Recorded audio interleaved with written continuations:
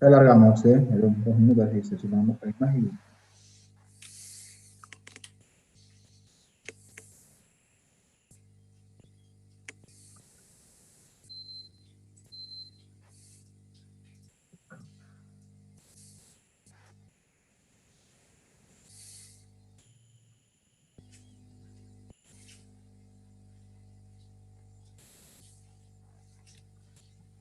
¿Se ve la clase? Sí.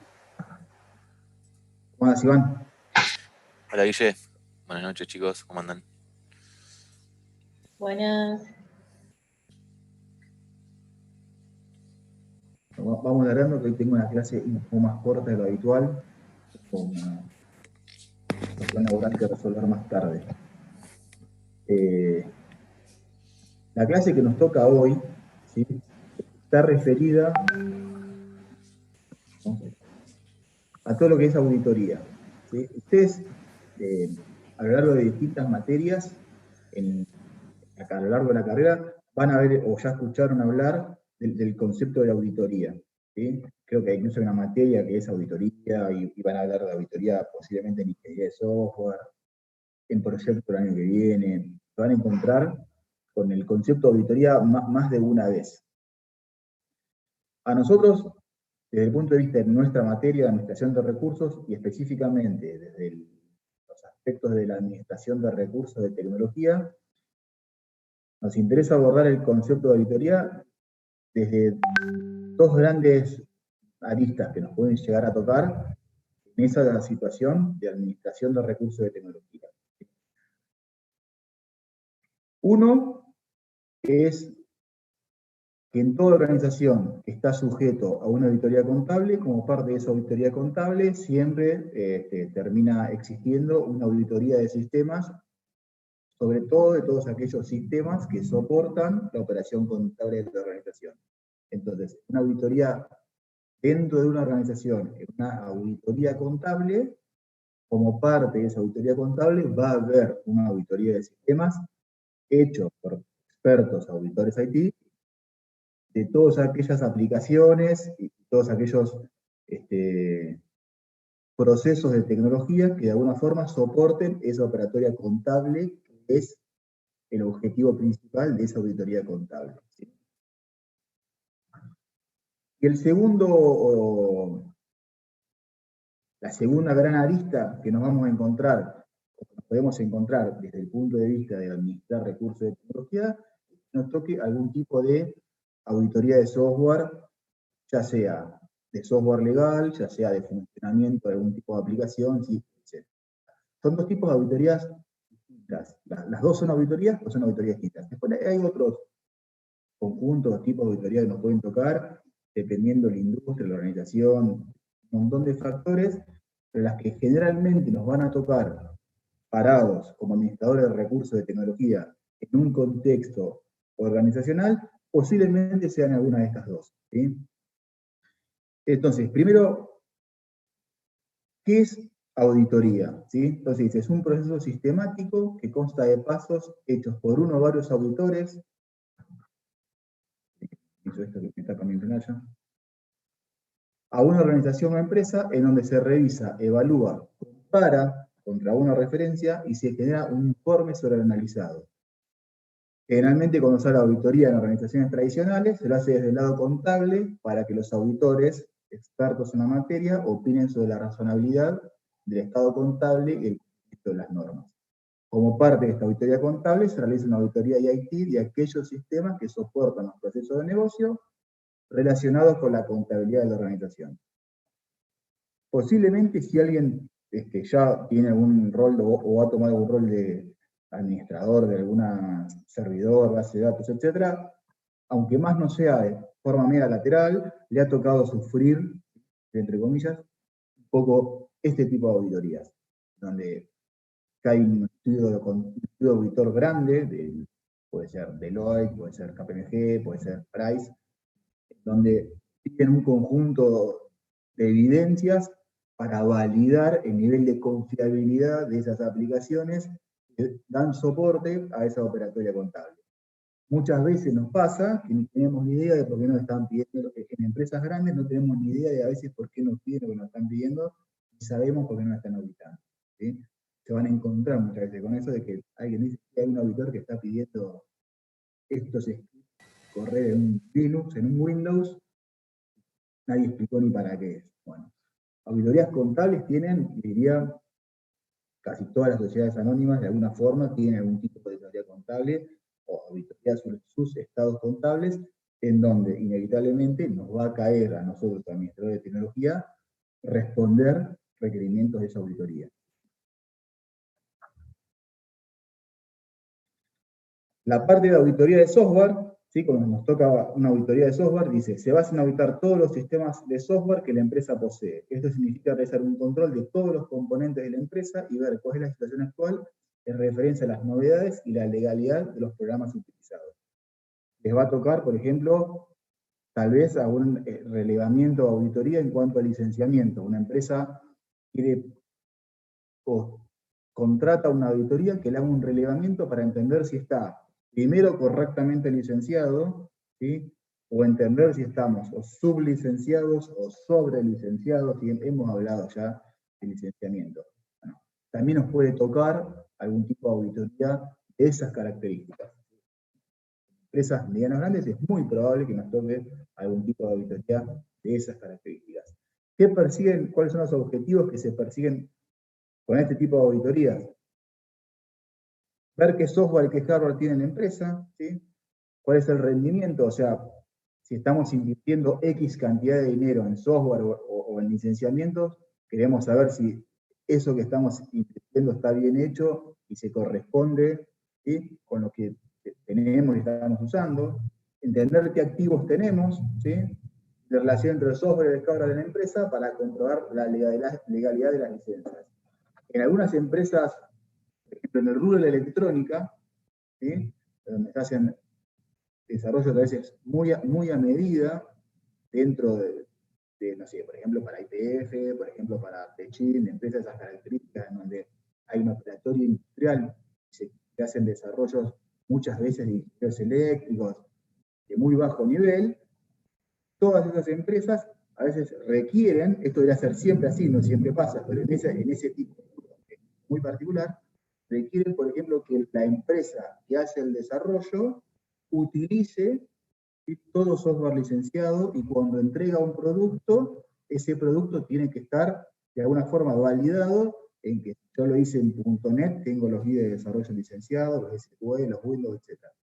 Y las frameworks o herramientas que utilicé que requieran licencia se entregan como parte del producto y si no, el producto no se vende. ¿Sí? O sea, yo todo el software de contrato tiene que ser el camino 100% legal.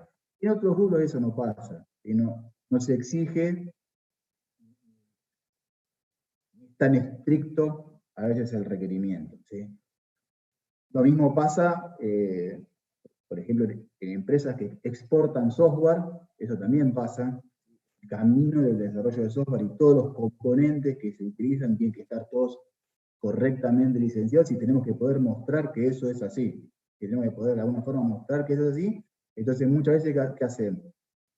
Contratás a un auditor para que certifique que eso es como vos decís que es. ¿Sí? Bueno, entonces a nosotros ese tipo de cosas a veces no vemos esa foto entera. Nos cae alguien que nos pide un cachito de ese proceso de auditoría y muchas veces nos encontramos que ni sabemos por qué nos pide eso. Que no entendemos, respondemos porque hay que responder, pero no entendemos mucho qué es lo que nos piden. Muchas veces nos encontramos con que la palabra auditoría en un contexto de organización es medio casi mala palabra. El auditor es alguien, cuanto más lejos mejor, ¿sí? De alguna forma. Cuando hacemos auditorías, nos vamos a encontrar con dos grandes grupos de auditores. ¿Sí? El auditor interno, que el auditor interno forma parte de la organización, y el auditor externo, que es un auditor al cual la organización contrata para que haga un trabajo específico de auditoría. Esto lo van a encontrar en cualquier tipo de auditoría de organización que encuentren. Ahora, no todas las empresas tienen un área de auditoría con un nivel de formación y madurez realmente pueda cumplir ese rol de auditor interno en forma eficiente. Muchas empresas no tienen un área de seguridad informática, menos tienen un área de auditoría interna. Tienen un área de sistemas, tal vez muy chiquita, no llegan a tener un área de auditoría interna.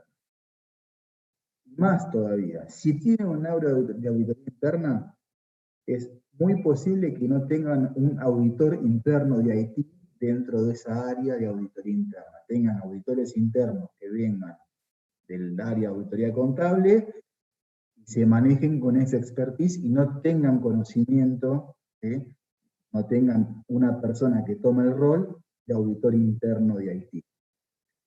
Distinto es cuando caemos con un auditor externo que, como va a hacer el trabajo, sí trae auditores expertos en IT o expertos o con conocimientos, ¿sí?, de auditorías, cómo hacer una auditoría de un área de IT. ¿Qué nos repercute eso? La empresa es grande, tiene un área de auditoría interna y esa área de auditoría interna tiene gente que se encarga de hacer la auditoría de IT. Si no lo tiene, lo que nos pasa es que nosotros no tenemos un interlocutor dentro de la organización directo contra ese auditor externo, sino que a mí me lo piden directamente a mí, administrador de base de datos. Y entonces yo, como no tengo claro cuáles son todos los objetivos de la auditoría, no sabés si lo que le estás dando está bien, es mucho, es poco, me van a volver a pedir, ¿para qué me lo están pidiendo? En empresas grandes, el auditor interno toma ese rol de intermediario, es el que valida los requerimientos y los tiros y vueltas con los auditores externos. También es muy probable que nos toque algún tipo de auditoría, como puede ser software legal. Todos hemos escuchado hablar de software legal. No sé si todos tenemos muy en claro o saben en qué consiste software legal. No software legal como concepto, sino software legal como organización. No sé si a alguien alguna vez le tocó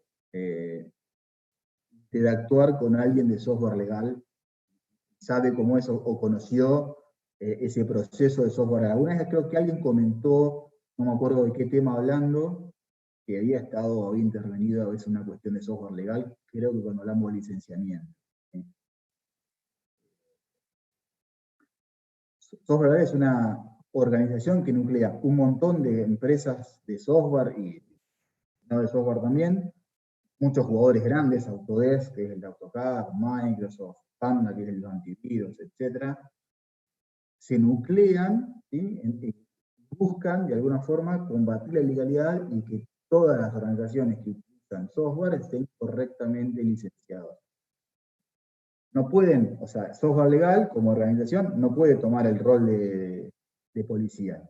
Manda una solicitud o un requerimiento en donde quiere hacer un relevamiento de qué software hay dentro de la empresa y uno puede, si quiere, negarse a ese relevamiento, ¿sí?, no aceptar ese relevamiento. ¿Qué implicancias tiene? Software legal que maneja dentro de ellos, lo que dicen que están enmarcados dentro de un derecho constitucional basado en el derecho a la propiedad, en donde dicen, che, si esto es algo que es mío y donde hay una licencia, y por esa licencia se paga, quiero que me pagues.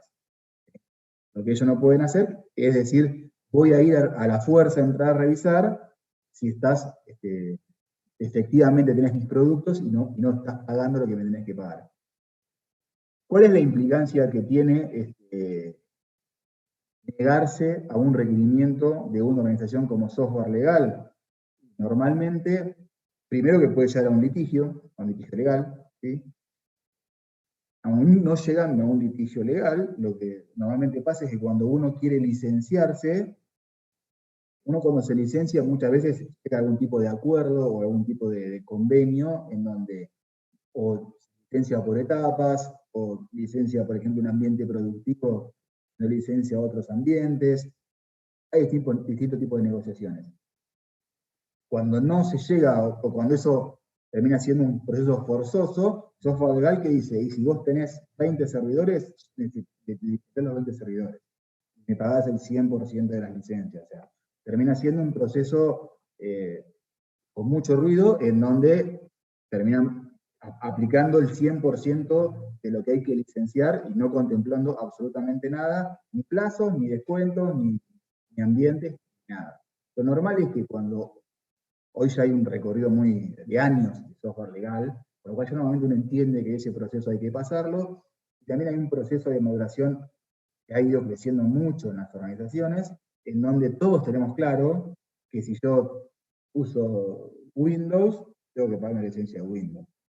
Si yo tengo antivirus, pago una licencia de antivirus.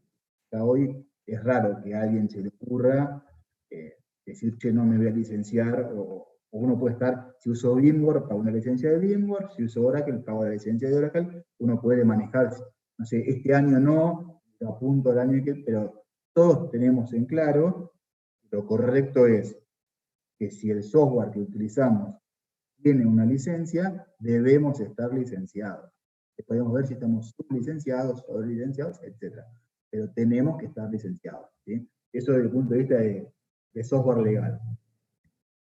¿Qué otra implicancia tiene? Por ejemplo, yo uso base de datos Oracle y no me licencio y tengo un problema, llamo a un partner o el mismo Oracle, lo primero que me dicen es si estoy o no estoy con la licencia, si tengo o no tengo licencia, tengo o no tengo un contrato de soporte activo.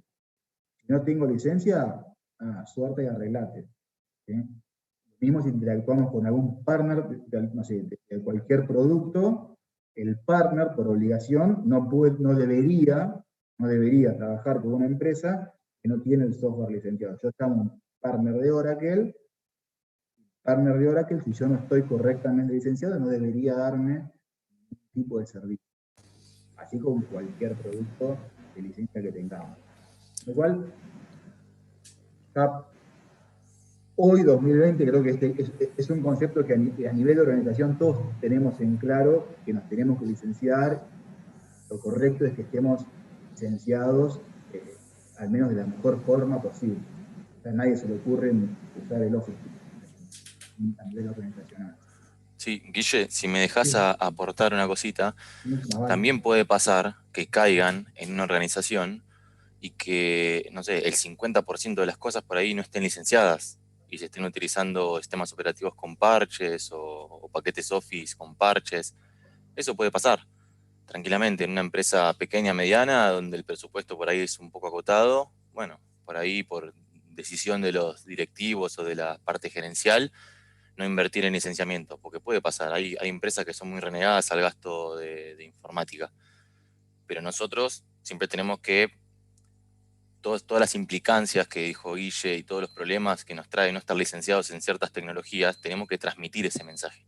No nos podemos quedar con el, bueno, no, de arriba me dijeron que no hay plata, entonces esto es lo que hay y lo manejo así. Bueno, no, es lo que hay, lo manejo así, pero yo debo informar cuáles son los problemas que podemos tener en futuro a causa del no licenciamiento de estas tecnologías que son la base de nuestro producto o de nuestro servicio, o que soporta Claro, ciertos procesos del negocio. hay Sí. alternativas también. ¿Sí? Presupuestariamente no estamos al alcance de una licencia ahora, pero bueno, no sé, somos pobres. Podemos ofrecer alternativas, No totalmente. Sí, estamos al alcance de un licenciamiento de Office, bueno, no sé, utilicemos OpenOffice o veamos. Bueno, hay alternativas siempre para proponer, ¿no? Y sobre las cuales avanzar. sí. Lo que no hay que validar es que empecemos a meter software trucho por todos lados y a no tener nada. Es muy difícil salir de ese esquema.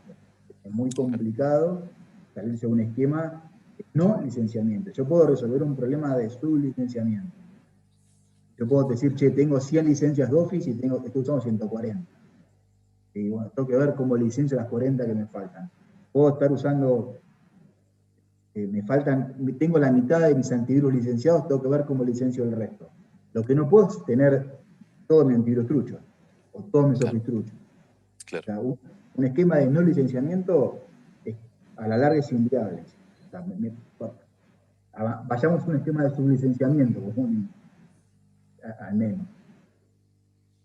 Sí. Correcto lo que hicimos. Y después, siguiendo en auditoría de sistemas, lo que estamos evaluando son los mecanismos de control que están implementados en la organización, determinados si son adecuados y cumplen con los objetivos. ¿Sí? Cuando hablamos de mecanismos de control, vamos a encontrarnos 3 tipos de controles: los que son preventivos, los que son correctivos, los que son detectivos. Cuando estamos hablando de controles, estamos hablando de auditoría, vamos a tener una etapa inicial siempre que va a ser de relevamiento, conocimiento de qué controles existen. Entonces yo primero estoy relevando mi política o mi procedimiento de ABM de usuarios de una aplicación o de mi conjunto de aplicaciones. Entonces, el procedimiento establece puntos de control, donde dice que un alta de usuario tiene que tener una aprobación gerencial, que los permisos de usuario tienen que ser de determinadas características. Yo identifiqué controles. Este procedimiento tiene controles para que funcione. La segunda etapa es ver que esos controles sean efectivos y se cumplan. Es lo que va a hacer el auditor. El auditor primero va a identificar en todo proceso cuáles son los controles, y la segunda etapa es certificar que esos controles efectivamente se cumplen y hacen lo que decimos que hacen. Significa identificarlos y luego testearlos. Testear ese control. Yo testeo el control y me doy cuenta que ese control no se cumple, tengo un problema o tengo una deficiencia de auditoría. ¿Sí? El informe que el auditor me devuelva va a decir, che, este control o está mal definido o no se cumple, ¿de acuerdo? ¿Qué es lo que falló? Se cabe mencionar que la auditoría de sistemas no se encuentra desligada a una auditoría general. Un poco lo que hablábamos al principio. Por ello, sus funciones integran el plan general de la misma.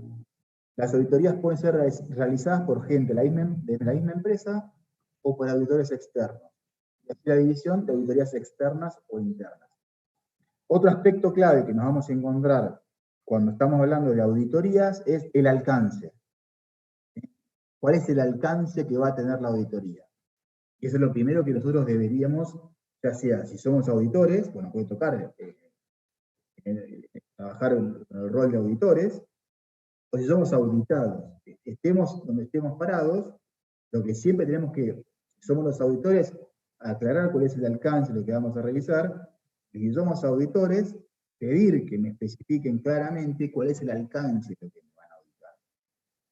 Yo quiero saber qué me van a auditar, por ejemplo, y eso muchas veces es medio de ajedrez. No sé, nosotros en el lab tenemos, no sé cuántas aplicaciones. Pongámosle 20. ¿Sí? La auditoría contable pega 2. ¿Sí? Y muchas veces el auditor externo empieza a indagar con la gente de contable. Ahora, esto algo nos pasa. Nosotros tenemos una herramienta que yo se la mostré a usted, que es el ClickSense, que es una herramienta para hacer reportes, data warehousing, dashboard, etc. Alguien de contable les dijo al auditor externo que con el Clicks sacaban un reporte que no sé qué X cosa que le impactaba a las finanzas. Jamás el Click estuvo dentro del scope, del alcance de la auditoría. El auditor, después de eso, mandó una ampliación del scope de la auditoría en donde nos dice que hay que revisar el Click, y donde nosotros, sistemas, área de tecnología, no queremos saber nada con que nos revisen el Click, ¿sí? Porque el Click es un proceso que lo migramos, en donde hay un montón de documentación que falta, etc. Sabemos que hay un montón de puntos oscuros en donde el auditor, entonces, el auditor debe saber eso. Es toda una discusión de si me podés o no modificar a esta altura el alcance o no de la auditoría, ¿sí? Eso es una negociación, hay que pararse. Yo pedí un alcance, me definiste un alcance, trabajé en ese alcance, no me lo modifique, el año que viene lo vemos. Este año quedó fuera de ese alcance. Eso tiene que estar muy claramente especificado. Tenemos que ser muy claros, estemos en el rol que estemos de auditores o de auditados. Lo tenemos que saber bien. Si yo no logro especificar bien cuál es mi alcance, hay un montón de cosas que ahí se me van a plantear que no me van a querer ver, ¿sí? Si no tengo claro cuál es el alcance como auditado, me van a pedir cualquier cosa y le voy a dar cualquier cosa. ¿Sí? Bueno, el alcance es clave en un proceso de auditoría. ¿Sí? Entonces dice, el objetivo, hablando de auditoría interna, el objetivo de la auditoría interna es ayudar a la gerencia a ejecutar sus funciones con efectividad, lo que implica las siguientes actividades. Revisión o evaluación de la adecuación, profundidad y aplicación de controles, siempre que tengamos objetivos y procesos de negocios, esos procesos van a tener en sus diferentes etapas de sus procesos, controles. Bueno, el auditor interno ¿sí? trabaja de alguna forma para evaluar ¿sí? si esos controles están bien diseñados y si se cumplen. ¿bien? Determinación del cumplimiento de las políticas, planes y procedimientos establecidos, verificación de la adecuada registración de los activos de la empresa y su resguardo frente a pérdidas, recomendaciones sobre mejoramiento operativo. La auditoría de sistemas tiene naturaleza propia, revisiones de controles de aplicaciones o de sistemas lógicos de seguridad. Está claro que el rol del auditor interno en una organización va muy de la mano del nivel de maduración que tenga esa empresa. ¿sí? Yo no puedo tener un auditor o un área de auditoría interna lo suficientemente independiente, una empresa con áreas chiquititas, con una estructura de personal limitada, y está claro que sí puedo tener esa función en un rol, en una empresa, puedo tener un rol de auditor interno independiente o una empresa con un nivel de madurez mayor. Y normalmente esto va de la mano del tamaño de la empresa. ¿sí? Es raro que una empresa pyme o una empresa mediana grande invierta en un área de auditoría interna, a menos que tenga una necesidad de negocio imperiosa de que esto sea así. Es muy común que en empresas grandes nos encontremos con un área de auditoría interna fuerte y casi a un nivel gerencial, una gerencia de auditoría interna. ¿sí? Es muy común que pase. Que el rol del auditor interno vaya, en cuanto a su alcance y dimensión, de la mano del tamaño o nivel de maduración que tenga la organización. Entonces dice, el auditor interno deberá tener independencia de criterio a la hora de realizar una auditoría. Por ejemplo, ¿qué pasa a veces en empresas, por ejemplo en el ELA? La persona que hace la auditoría interna de IT es una persona que depende del gerente de sistemas. ¿sí? Hay un problema, o sea, es muy difícil que esa persona presente un informe con grandes deficiencias más arriba del gerente de sistemas, porque el gerente lo va a filtrar, lo va a agarrar, va a decir, buenísimo el trabajo, vamos a solucionarlo, y quedó dentro de la gerencia de sistemas. ¿sí? Está ahí porque el área de control interno tiene una estructura que es netamente contable y operativa del negocio, nunca tuvo un rol de auditor interno IT. Ese rol de auditor interno IT es alguien que lo hace, entre otras funciones, dentro de la gerencia IT, porque hay que responder necesidades de auditoría. ¿sí? Pero depende del gerente IT, con lo cual no tiene, si queremos, dependencia, puede tener independencia de criterio, ¿sí?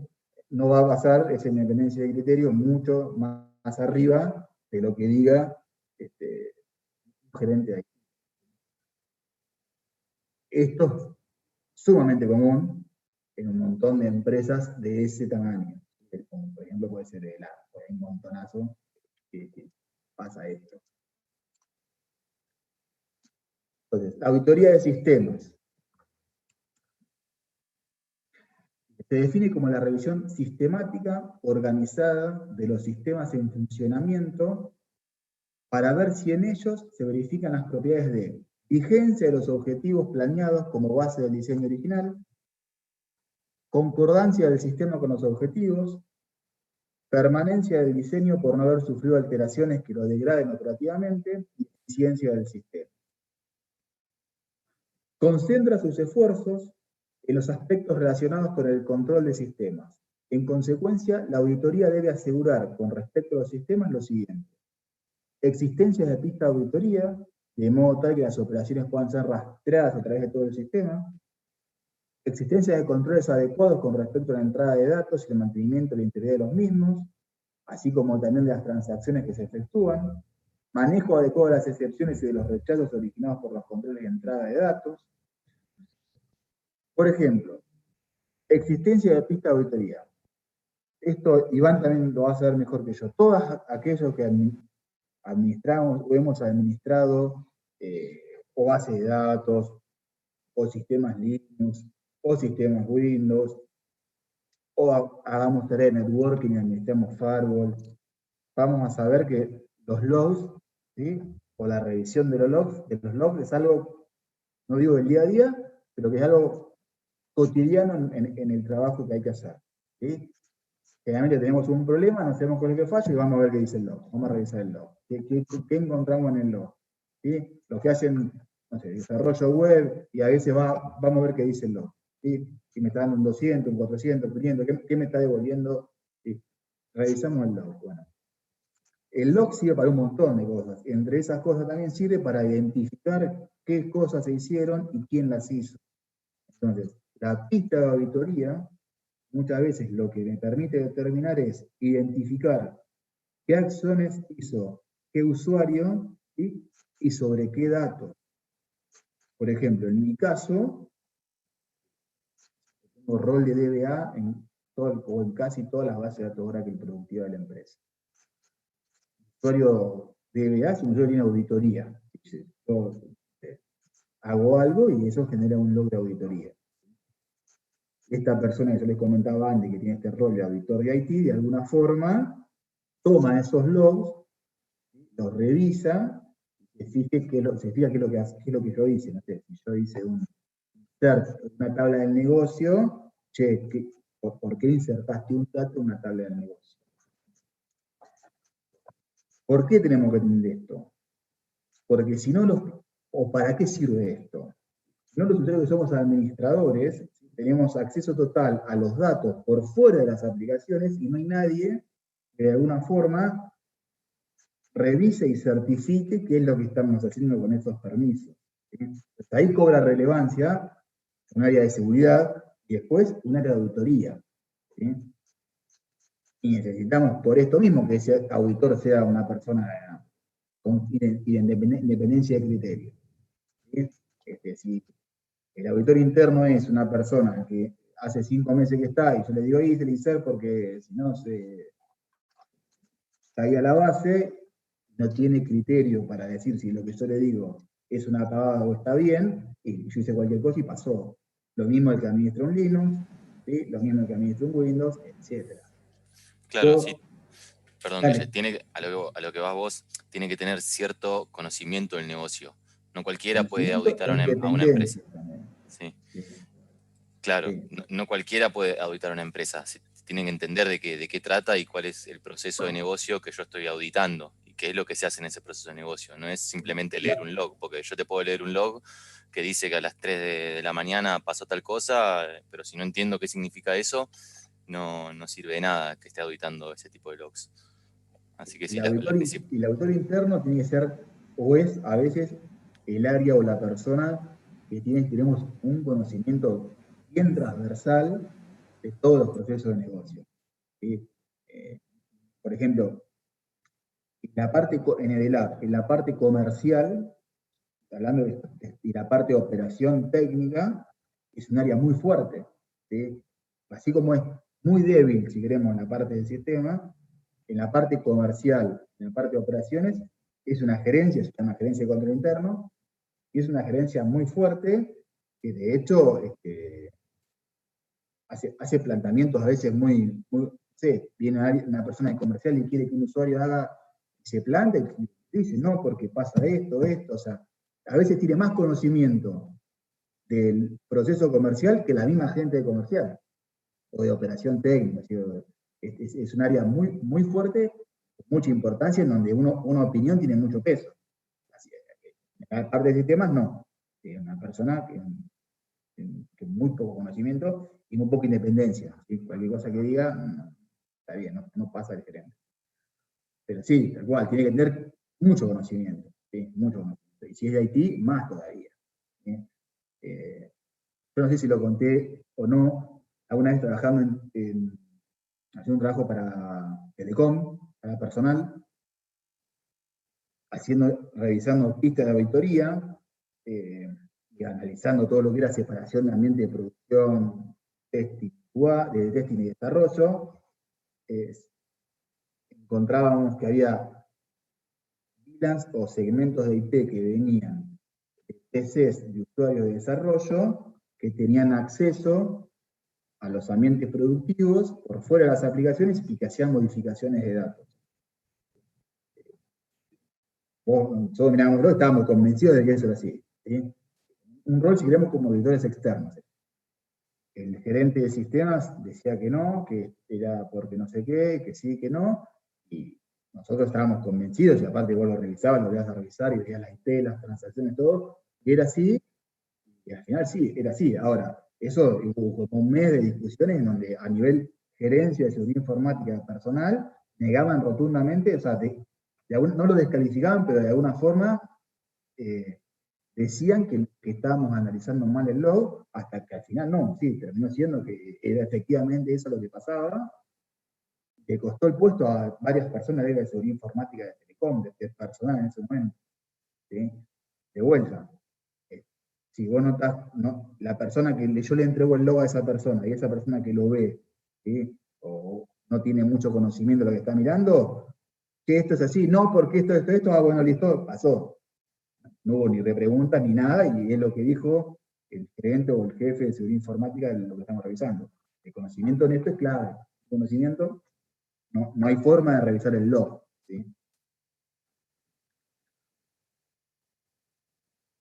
Bueno, entonces, de las definiciones anteriores surgen los objetivos de control. Entonces, el objetivo de control debería ser todas aquellas actividades que deberíamos cumplir a través de la definición, la implementación y la efectividad de estos controles que estamos implementando. Entonces, el proceso, sea cual sea ese proceso, defino controles, lo que busco es, a través de esos controles, establecer el resguardo de activos, el cumplimiento de políticas corporativas y exigencias legales, verificación de la exactitud e integridad de las transacciones. Ahí puede ir tranquilamente lo que estamos hablando de pista de auditoría, aseguramiento de la confiabilidad de los procesos, también, control de la eficiencia y economía de las operaciones. Entonces, cuando hablamos de controles, tenemos tres grandes grupos. ¿Sí? Cuando definimos un control, tenemos que identificar ese control, qué rol tiene. ¿Sí? Es un control preventivo, evita que se produzca un error. Es un control correctivo, va a corregir un error, ¿sí? O es un control detectivo, que detecta, ¿sí?, que se ha producido un error, ¿sí?, e informa de su aparición. Todos tenemos que entender cada actividad de control, si el control es preventivo, correctivo o detectivo. ¿Sí? Muchas veces puedo, sobre un objetivo de control, tener más de un control que cumpla una tarea de prevención, de corrección o de detección. ¿Sí? Una vez que tenemos la auditoría en marcha, en donde tenemos definido el alcance, lo que vamos a testear, conocemos a los auditores, identificamos los controles, los procesos donde esos controles aplican, lo que tenemos que empezar a hacer es testear o relevar o obtener pruebas en ese proceso de auditoría. ¿Sí? O nos van a pedir pruebas.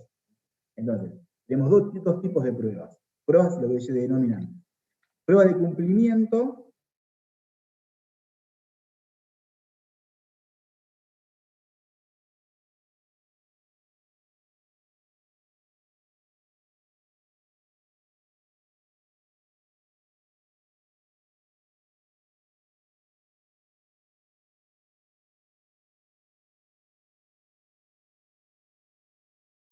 Funciona o no de acuerdo a la descripción que tenemos de ese control. Una prueba sustantiva lo que intenta identificar es que todas las transacciones que ese control tiene que verificar están correctamente validadas y se hacen en forma satisfactoria. Por ejemplo, volviendo y siguiendo con lo que decíamos de abrir un usuario. Yo puedo tener un control que diga que todas mis altas de usuarios tienen que tener o tienen que venir con una aprobación gerencial o una aprobación del owner de la aplicación a donde me estás pidiendo el alta. Una prueba de cumplimiento es, agarré un alta, verifiqué que el alta tenga ese OK del owner, el control funcionó. Ese control cumple con lo que dice la política. Una prueba sustantiva es agarrar todas las altas del 2020 y verificar que todas las altas del 2020 cumplen con ese control. ¿sí? Hice una prueba de la totalidad de las transacciones y verifiqué si se cumple con ese control. ¿Para qué me sirve esto? ¿Sí? Normalmente el auditor establece un nivel de confianza en los controles. ¿Sí? Entonces, ¿qué quiere decir nivel de confianza en los controles? Si el auditor no deposita confianza, el control en la definición es correcto, ¿sí? Pero si no tiene confianza en que ese control efectivamente se cumple desde el punto de vista del proceso de negocio, lo que hace es una prueba sustantiva. Yo quiero estar seguro de que este control se cumple, con lo cual voy a revisar todas las transacciones en donde este control debería haber intervenido. No tengo confianza en el control. Está bien definido, pero no tengo confianza en que efectivamente, a nivel proceso, organización, se esté cumpliendo. Si tengo un poco de confianza en ese control o en ese proceso de negocio y está bien definido, lo que hago es una prueba de cumplimiento. Explico un caso o una muestra de casos, ¿sí?, en donde validamos que ese control cumplió con su objetivo y con lo que tenía que hacer. Generalmente, cuando el auditor es nuevo y hace el relevamiento, ya a partir del relevamiento se da cuenta si puede depositar cierto nivel de confianza en los controles o si no puede depositar confianza en los controles y se va a un esquema de pruebas sustantivas, en donde va a pedir mucha más evidencia de la que pediría, deposita confianza y va a prueba de cumplimiento. Esto repercute directamente en la cantidad de carga de trabajo que vamos a tener, y seamos auditores o seamos auditados. Si el enfoque es sustantivo, lo que dice un enfoque sustantivo de la auditoría, la carga va a ser mucho mayor que si el enfoque es de cumplimiento, donde la carga va a ser mucho menor, porque va a haber mucho menos volumen de pruebas que nos van a pedir o que si somos auditores tenemos que analizar, ¿sí? Cuando hablamos de auditoría y sistema de información, entonces vamos a tener un área que es revisión de controles generales, que dicen son los que afectan a la estructura organizacional, a las políticas y procedimientos y el ambiente de control del sistema de información. Revisión de las operaciones de procesamiento de la información, se refiere a todas las operaciones que se realizan dentro del entorno informático. Revisión de seguridad, abarca la revisión de la calidad del acceso lógico, acceso físico y de los controles del ambiente informático. Por ejemplo, lo que hablamos de APM de usuario es un control dentro de una revisión de seguridad, de una auditoría del sistema de información. Y, por ejemplo, definimos un control en donde en política de resguardo de backup dice que yo hago 3 backups y que guardo un backup, o más fácil, dice que yo hago una prueba mensual de restore de los backups que hago, tengo evidencia de eso, el auditor me va a decir, che, a ver, dame la prueba de restore del mes de abril, debería mostrar que hice el restore de abril, acá está el resultado. Este es un control de operaciones de procesamiento de información. Es un control, operación de backup, ¿sí? La revisión de la existencia o no de políticas o procedimientos es un control o una revisión dentro de los controles generales de IT, ¿sí? Identificar si la empresa tiene un auditor interno con criterio de independencia es un control dentro de una revisión de controles generales de IT. Revisión del software del sistema operativo, ¿sí? Revisión de la metodología para el desarrollo del sistema de información. Si ustedes recuerdan, cuando hablamos, que vimos muy superficialmente la norma ISO 27001, los dos dominios de esa norma que mencionamos como más sustanciales para nosotros eran el referido a todo lo que era seguridad lógica, ¿sí? Y el otro estaba referido a toda la adquisición o cambios de los desarrollos o de los software de la empresa. Bueno, es el dominio de la norma ISO referido a los cambios, es el que entra acá, revisión de la metodología para el desarrollo del sistema de información, ¿sí? ¿Qué me van a testear? Un poco varios aspectos que fuimos hablando. que, por ejemplo, tenga pruebas de aprobación de usuario, cuando hacemos que todos los cambios pactados en producción tengan su prueba de aceptación de usuario previa, tenga documentadas todas las pruebas que se hicieron, tenga las aprobaciones para hacer el pasaje. Si los pasajes se hicieron con alguno de los tipos de herramientas de versionado, ¿cómo? ¿Sí? Digamos, no sé, SVN, lo que hayan usado, ¿sí? Cómo se usan, quiénes y cómo usan estas herramientas, todos esos tipos de controles los van a testear en el marco de una revisión de la metodología para el desarrollo de sistemas. Normalmente en estos dos tipos de revisiones es donde generalmente surge la mayor cantidad de deficiencias, o si no son deficiencias, podemos llamarlo discrepancias entre auditor y auditado. Normalmente, más que nada, en procesos de desarrollo de software, ¿sí? Porque normalmente a nivel de organización, nosotros no, cuando estamos en un marco de organización, no vemos a todos, o no creemos que nosotros tenemos una política de desarrollo, la política es general, la política de desarrollo es de DELAP, ¿sí? Supone que DELAP cumple con cualquier desarrollo de cualquier aplicación, ¿sí? Con esa política. La realidad es que después, en el universo de aplicaciones, hay aplicaciones y aplicaciones. Volviendo al ejemplo de hoy, para nosotros, la aplicación comercial tiene un impacto significativo, el clic tiene otro. Entonces, si hay algún cambio hecho en el clic, que de repente no tiene todas las pruebas documentadas, y no sé si nos ponemos tan finitos en eso, y si nos ponemos finos si tiene impacto en la aplicación comercial o de operación técnica, por ejemplo. ¿Sí?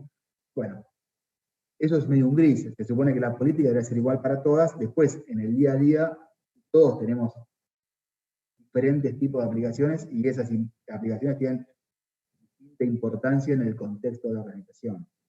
Y esto normalmente choca a veces con el proceso de auditoría. El auditor me está testeando una aplicación que nosotros de repente la consideramos menos significativa, y te digo, y lo que pasa es que esto es el clic, yo el clic, el auditor está mal, y ahí empiezan como esas discrepancias entre si es una vulnerabilidad grave porque el auditor dice que no cumpliste con la política, o es una vulnerabilidad donde yo le decimos, mirá, está bien, está mal, pero de repente el impacto que tiene esto es menor, el sistema es un sistema menor. ¿Sí? Bueno, esas son cosas que uno las aprende como a manejar, si queremos, con el tiempo dentro de la organización y con la experiencia de trabajo. Revisión de los controles de software de la aplicación, comprende la revisión y evaluación de las fortalezas y debilidades de los puntos de control y procedimientos de control que deben permanecer insertos en los sistemas de aplicación de la organización. Plan de contingencias, consiste en verificar la existencia de aplicación de políticas y procedimientos referentes a recuperación de información y continuidad de operaciones en caso de presentación de desastres. Ahora, por ejemplo, nosotros, desde el año pasado un poco, y ya este año, y empieza a aparecer ya muchísima información, hay muchísimas solicitudes de controles de ciberseguridad. ¿Qué haces o qué actividades de control definís referidos a ciberseguridad? Con todo esto que hay, que hubo y que hay de los ransomware también, ¿sí? ¿Qué tipo de medidas detectivas, ¿sí? Y correctivas se están tomando con el tema de los ransomware, por ejemplo? Que antes capaz que eso, hace 3 años, me aparecía, ya pareciera algo muy chiquito, hoy es el 30% de los controles van referidos a eso, por ejemplo. ¿Sí? ¿Ustedes qué medidas detectivas toman en caso de ransomware? ¿Qué planes de contingencia tienen en caso de un ransomware? Y hay un montón de empresas, VMware, BIM, mismo Microsoft, mismo todo lo que tenga que ver con Suite, Office 365, en donde empiezan a meter o a proponer soluciones de negocio linkeadas a eso. ¿Sí? Controles ni hablemos de la empresa antigua, Symantec, Trend, que empiezan a ofrecer los productos con Machine Learning, etcétera, en donde se anticipa una actividad, un comportamiento, un ransomware, etcétera. Incluso hoy hay hasta empresas de seguro que ofrecen seguros anti-ransomware. Una empresa de seguro, uno va y contrata un seguro anti-ransomware. Bueno, vos, ¿qué control tenés? Yo tengo un seguro. Si me pasa, tengo un seguro y el seguro no sé, ay, pagar, no tengo ni idea de qué es lo que hace. Pero hay empresas de seguro que ofrecen eso.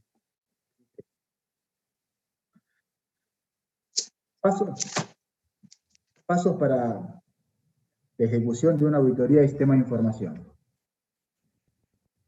A grandes rasgos, podríamos decir que estos son las etapas en las cuales podríamos separar un proceso de auditoría de sistema de información.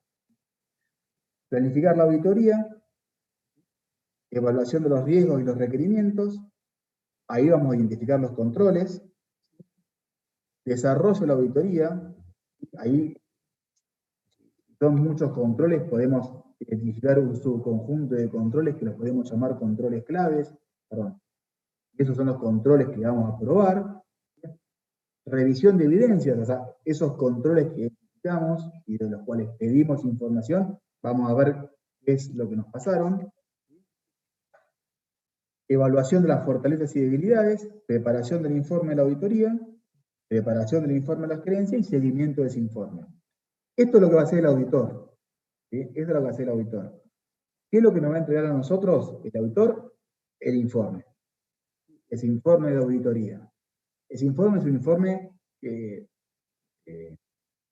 se llama un informe sujeto a discusión. El auditor nos manda un informe y vamos a ver ese informe. Nosotros vamos a decir si estamos o no estamos de acuerdo con eso que dice el auditor. Si estamos de acuerdo, después si da la etapa de seguimiento, si no estamos de acuerdo, habrá que sentarse a discutir.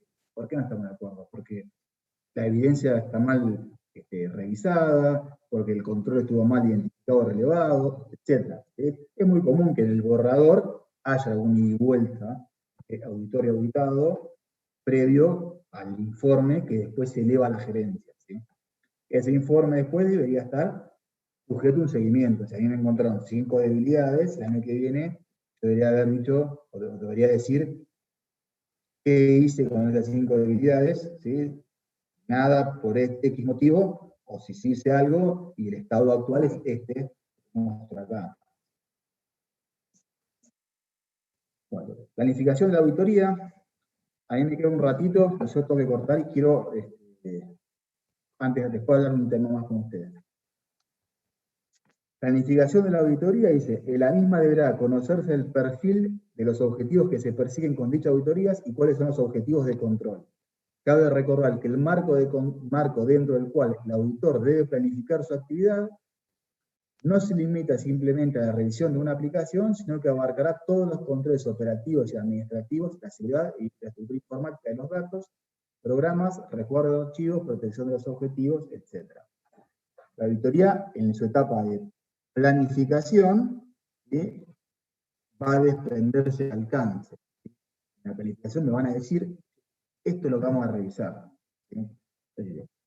Conocimiento del negocio y su ambiente, ¿sí?, saber qué se va a revisar y sobre qué se va a opinar, evidencias de auditoría, y eso me quedó mal escrito, ¿sí? La actividad de auditoría de sistemas de información debe contar con la existencia de fuentes verificables de evidencia de auditoría que son necesarias para aprobar los controles o para realizar procedimientos de prueba de sustanciación. ¿Qué quiere decir? Van en un enfoque de prueba sustantiva y me están pidiendo el 100% o el universo de los ADN de usuario, yo me puedo pasar un Excel que dice caso 1, caso 2, caso 3, caso 4, de alguna forma le tengo que dar un log o algo en donde pueda verificar que eso es como yo le digo que es. No, un TXT, un Excel, un Word armado por mí, donde dice, estos son todas las altas usuarias que tuviste. Eso al auditor no le sirve para nada. Selección del área o aplicación a auditar. ¿Sí? Dice, el auditor no podrá auditar todos los sistemas al mismo tiempo, para ello deberá establecer criterios que faciliten el ordenamiento y la selección de la muestra a auditar. Entonces, nivel de activos controlados por el sistema, dimensión de la aplicación, impacto sobre las decisiones, expectativa de vida, sensibilidad de la información. Carta de auditoría, ¿sí? Dice, el trabajo de auditoría exige el apoyo de los niveles jerárquicos más altos de la organización. Para poder reportar a los mismos se utilizan dos tipos de documentos, la carta fundamental y la carta fundamental del proyecto. Normalmente, al auditor le estamos dando información que desde el punto de vista de la organización es sensible. No le vamos a hacer al auditor un usuario y una contraseña. Por ejemplo, entregar un mapa de red es información sensible para. Estamos exponiendo ante un tercero.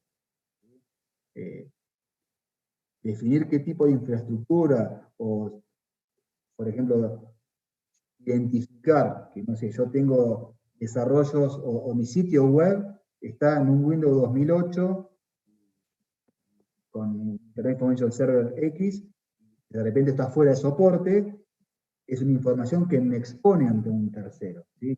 No desde el punto de vista, si queremos, de licenciamiento, pero desde el punto de vista de vulnerabilidades. Entonces, hay un montón de información que le vamos a dar al auditor que muy probablemente sea sensitiva. ¿Sí? Entonces, esto lo que le permite al auditor es decir, che, es un trabajo de auditoría, esto viene avalado por la dirección, esta es la información que yo voy a solicitar. ¿Sí? Desarrollo del programa de auditoría, ¿sí? Acá es una etapa fundamentalmente de recopilación, ¿sí? En donde vamos, o de relevamiento y recopilación, en donde vamos a identificar políticas, normas de procedimientos, datos, etc. Si yo tenga políticas, normas y procedimientos escritos, no los cumpla, es lo mismo que no los tenga. ¿Sí? Entonces, muchas veces, ¿qué hacemos? Escribimos un montón de políticas porque me los pide el auditor, y el auditor después agarra esa política y va a leer algo, se da cuenta de que nada, porque en realidad no cumplo nada de lo que escribí. ¿Sí? Entonces, tener políticas, normas y procedimientos me obliga a cumplir con esas políticas, normas y procedimientos, si no, no es lo mismo que no tener nada, no escribamos nada porque no sirve para nada. La evidencia de la auditoría, ¿sí? Eso es, estamos hablando de qué nos dieron, o sea, o qué vamos a dar, y sobre todo cuál es la fuente de eso que estamos entregando. ¿Sí? Hoy ahora, con estas funcionalidades tan fáciles, no sé, en Windows 10 o un montón para grabar, nos piden, el auditor hoy pide que grabemos las sesiones en donde hacemos la bajada de la información que vamos a entregar como evidencia de auditoría. Entonces yo tengo que grabar un videíto como me toca a mí, todos los pasos de seguir, normalmente me equivoco y tengo que volver a ver el videíto con todos los pasos para que se vea absolutamente que lo que le pasé, lo que le entregué, o nos pide el MD5, ¿sí? De la información. Fíjate que te muestro el MD5 en la pantalla, y es el archivo que te entregué. ¿Sí? La fuente de la evidencia de auditoría para el auditor es clave. Si no confía en eso que le estamos entregando, la conclusión es que lo que le entregué no sirve para nada, o que el control, o aún peor, que el control no se cumple. Sería lo peor que nos puede pasar como auditados. Dice, para reunirse evidencias portales, el auditor cuenta con diversas técnicas de recopilación de evidencia. Estas pueden ser revisión de estructuras organizacionales, revisión de la documentación de sistemas de información, ¿sí? Aplicación de técnicas de muestreo. Esto es lo que normalmente aplica cuando se va a un enfoque de cumplimiento, no sustantivo. Si es sustantivo no se va a muestrear, nos van a pedir el 100% de la cosa. De cumplimiento se va a muestrear.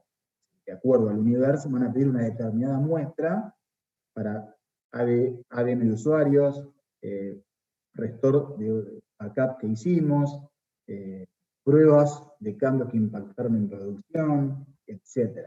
Lo van a muestrear. Cuando el auditor muestrea, de alguna forma está depositando con confianza en la definición del control que le entregamos. No confía o en el cumplimiento, en la definición, va a ir un enfoque sustantivo y no va a muestrear. Después está el informe. Entonces, el informe de alguna forma es la conclusión del trabajo del auditor. todo proceso de auditoría tiene que terminar con un informe. Si no hay un informe de auditoría, es como si el auditor no hubiera hecho nada. Entonces, lo que va a subir o lo que va a escalar a un nivel gerencial o más arriba es el informe del auditor. Es la conclusión de su trabajo de campo, es la conclusión de ese relevamiento y ese testeo, cumplimiento o sustantivo que hizo sobre esas evidencias y controles que le fuimos entregando. ¿Sí? El informe normalmente tiene fortalezas, debilidades, depende del tipo de auditoría, a veces solo debilidades. ¿Sí? Esas debilidades a veces se pueden de alguna forma clasificar en una escala, por ejemplo, débil, medio, fuerte, de acuerdo al impacto, lo que el auditor identificó puede tener sobre el proceso de negocio. Por ejemplo, si el auditor se da cuenta que todos los usuarios tienen un rol de DA en la base de datos, probablemente lo identifique como una debilidad y le ponga una categoría, un rango o un criterio fuerte o un impacto fuerte, porque no hay control de lo que pueda hacer cualquier usuario dentro de la aplicación o dentro de esa base de datos. ¿Sí? Entonces, esas debilidades las tienen que clasificar de acuerdo al impacto en el proceso de negocio en donde están identificadas. ¿Sí? Este informe generalmente tiene una estructura, ¿sí? Que es una estructura particular de un informe de auditoría, porque la vamos a recibir, en donde hay una introducción, los hallazgos que hizo el auditor, una sugerencia, el auditor hace sugerencias de cuáles son las acciones correctivas a desarrollar. Nosotros como auditados estamos obligados a seguir estas sugerencias, sino que tenemos que opinar sobre las sugerencias. A mí me dicen, che, vos tenés que hacer esto, yo digo, estoy de acuerdo, o no estoy de acuerdo, o estoy de acuerdo parcialmente, y voy a hacer esto. Estoy de acuerdo con la debilidad, mi tarea correctiva va a ser esta. ¿Sí? La expresión del auditor sobre la situación encontrada es una opinión general, va a decir si el marco de control de sistemas o esta área de IT es confiable o no es confiable, o es parcialmente confiable, y va a dar una opinión de acuerdo al nivel de cumplimiento de esos controles que fue relevando. ¿Sí? Y después los anexos. Los anexos puede poner toda la evidencia que le dimos, o normalmente pone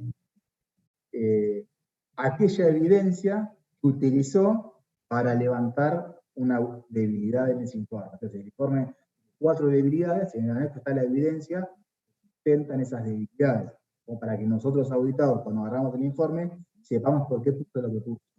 ¿Sí? Normalmente eso va a los anexos. Cuando el informe es elaborado y presentado por un auditor independiente, existen 4 posibilidades en cuanto a tipo de informe: informe sin salvedades, con opinión adversa, o informe sin opinión. ¿Sí? Si el auditor generalmente, y después este es un proceso en donde normalmente también hay que pasarlo, va un poco de la mano de cuántas auditorías hayamos sufrido de alguna forma, la cantidad de años que tengamos dentro de la organización, la cantidad de años que ese mismo auditor nos audita. El auditor necesita de alguna forma a veces documentar algo en su informe. ¿Sí? Entonces, uno con los años aprende, y porque a veces estuvo también del otro lado del mostrador, es que a veces hay que darle algo al auditor para que el auditor ponga en su informe. Entonces, no sirve ver al auditor como alguien que me quiere venir a contar 200 millones de debilidades, me voy a poner cerrado y no, y digo todo, sino, nada.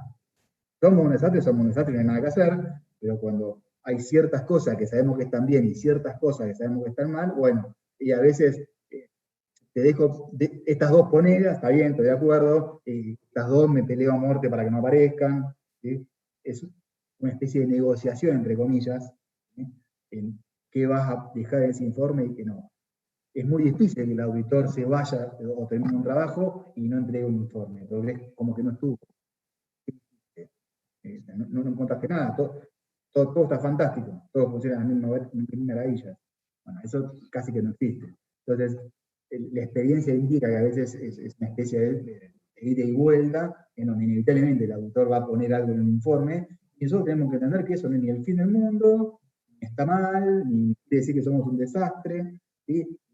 Muchas veces el trabajo que hace el auditor a nosotros nos sirve. O sea, ¿cómo lo tomamos? Y lo tomamos como alguien, un tercero del que viene de afuera, a ver qué es lo que estamos haciendo, y que muchas veces sugiere cosas interesantes o encuentra cosas interesantes. ¿Sí? Che, esto está bueno, podemos hacerlo, o mirá esto que encontró que lo estábamos haciendo mal, lo podemos hacer mejor. ¿Sí? Es alguien que no está para ayudarnos, porque en realidad está para auditarnos, pero que podemos tomar ese informe, conclusión o distintas debilidades que puede ir encontrando, ¿sí? Como para ver qué es lo que estamos haciendo y si lo podemos hacer mejor, ¿sí? Tomárnoslo de esa forma. No siempre pasa, y muchas veces, más las primeras veces, uno lo ve medio como cara de perro, por esa autoridad. No te voy a dar nada, no quiero que me pidas nada, voy a pelearme a muerte, todo lo que me digas. Uno después se da cuenta que no es el camino, ¿sí? Ni como auditor, ni como auditado, ¿sí? De ninguna, porque también a veces está el auditor que también hace la auditoría cara de perro, ¿sí? En donde te quiere encontrar 200 millones de vulnerabilidades, ¿sí? Y tampoco está bueno que sea así el proceso, ¿sí? No, para nada, no. Porque no lo iba por ese lado, no dije negociación con ese sentido. Negociación me refiero un poco a lo que hablábamos hoy. ¿Sí? Si vos me encontrás una vulnerabilidad, una aplicación que yo considero que es una aplicación no significativa para el negocio, no me podés poner una vulnerabilidad, impacto alto, riesgo alto, porque no es así. Entonces, ponémela la vulnerabilidad, pero el impacto es débil. ¿Sí? Ese tipo de negociación me refiero. Porque la realidad es que a mí, de vuelta, una auditoría de sistemas, yo soy, si yo no sé, a menos que uno sea el gerente o el director de IT, sepa que es un desastre y que no hace nada, entonces el informe va a decir que eso es un desastre y no hace nada, no sé, pongámosle, en un caso como el que me puede tocar a mí, ¿sí? Que no soy ni el gerente, ni el director, ni nada, yo sé que lo que hago lo hago bien y que probablemente haya un montón de cosas las puedo hacer mejor.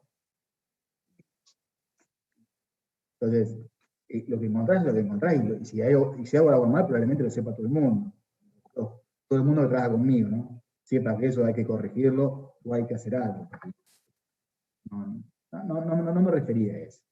No, yo, discúlpame, Guillermo, yo lo Sí. digo porque sé cómo funciona en algunos casos, pero no por el lado de sistemas, por otros casos que, digamos, a vos te van a auditar para que vos puedas homologar, por ejemplo, para ser proveedor de IPF, y te empiezan a poner trabas y se sabe por dónde viene la mano. Pasa. Está bien. Ay, no conozco Estamos ese hablando, proceso, está bien. estamos hablando de contratos que por ahí son de millones y millones, Sí. y los tipos saben que vos tenés que homologar, sí o sí, y te empiezan a, bueno, nada, ya sabemos cómo termina todo en este país. Está bien. No, tal vez sí, en ese caso, bueno, que vos comentás, está bien. Pero no en esto que yo hablaba recién, por lo menos, o no conozco, en definitiva, no lo sé. No lo niego rotundamente, digo que no conozco. Bueno, acá tenemos auditoría.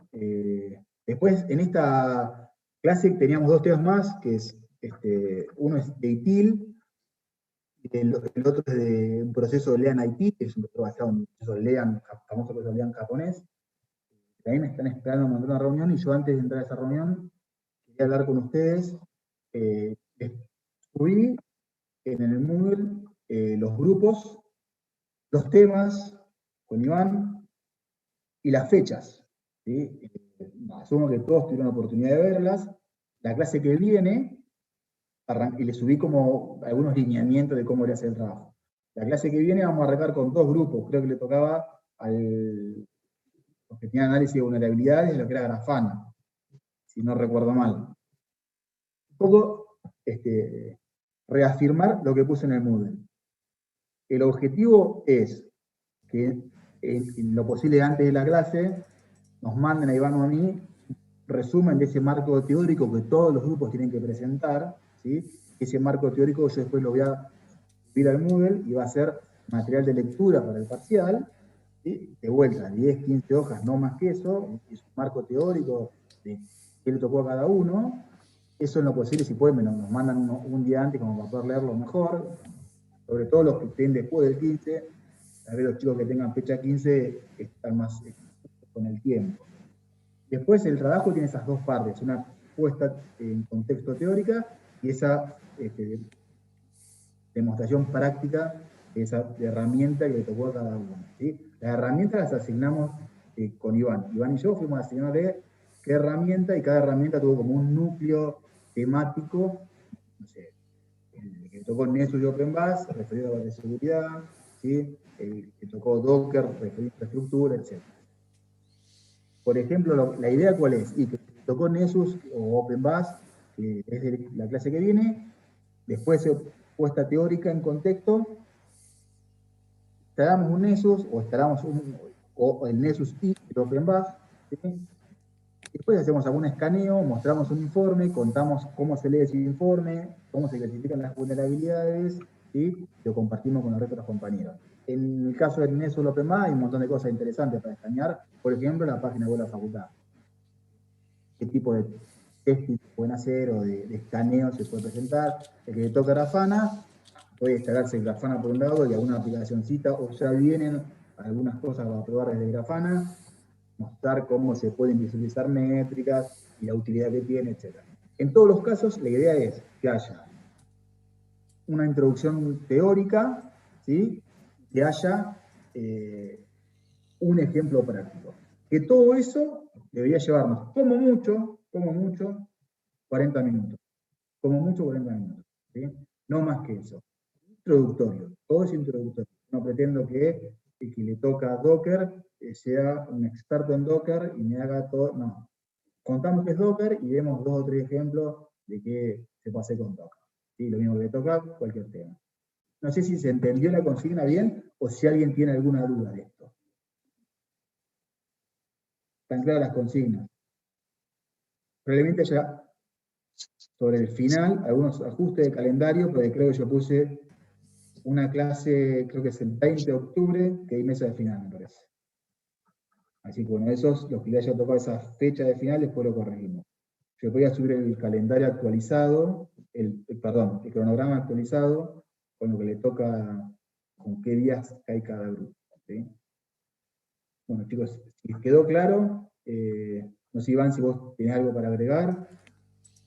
Si no, yo los despido acá y el martes que viene nos vemos con los 2 primeros grupos que le tocaba martes 15. ¿Sí? Creo que era OpenBus, Nessus y Grafana. Arrancamos con eso después. Vamos a ir viendo un poco los tiempos ahí. Después, la idea es que si podemos hacer 3 grupos por clase, hagamos 3 grupos. ¿Sí? Pensé que hay que agregar algo. Bueno, chicos, si no tienen nada más, nos vemos el martes que viene. Bueno, gracias, chicos.